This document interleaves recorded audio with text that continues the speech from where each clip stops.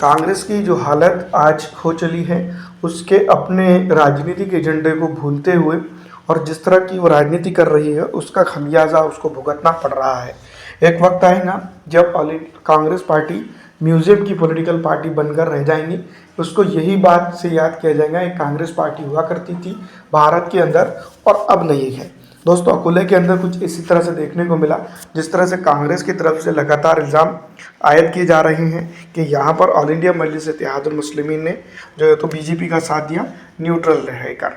तो दोस्तों, यहाँ पर हम समझते हैं कि इस अकोला महानगर पालिका के अंदर 40-80 सीटें आती हैं और 80 में से जो है तो 41 सीटों का जो है तो यहाँ पर जिसको हम कह सकते हैं कि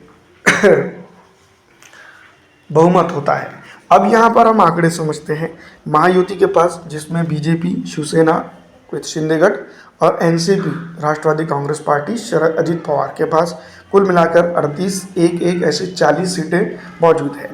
भारतीय राष्ट्रीय कांग्रेस पार्टी के पास 21 सीटें, शिवसेना उद्धव ठाकरे के पास 6 सीट, वंचित बहुजन अघाड़ी के पास 5, एनसीपी एसपी के पास 3।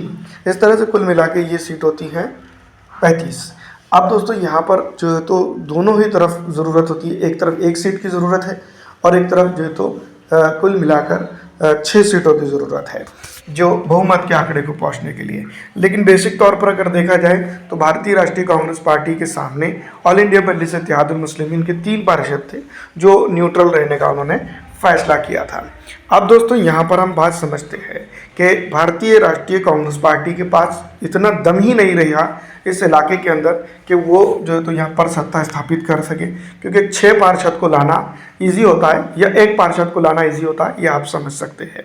दूसरी तरफ अगर हम बात करते हैं तो देखते हैं कि जो विकास अघाड़ी का है, बताया जा रहा है कि वो बीजेपी के साथ है। उनको 45 वोटिंग जो है तो यहाँ मिली है।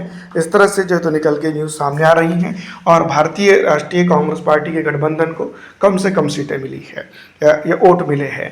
तो न्यूट्रल रही। एमआईएम को लेकर अब दोष देने की ज़रूरत नहीं है। उस वक्त कहा जा रहा था कि साथ में रहकर चुनाव लड़ेंगे, लेकिन नहीं किया गया।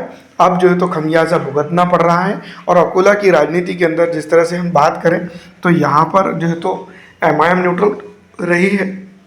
अगर एमआईएम कांग्रेस के साथ भी जाती तो यहाँ पर सत्ता स्थापित नहीं होती थी। तो फिर भी जिस तरह से बयानबाजी हो रही है ये गलत है, सरासर गलत है।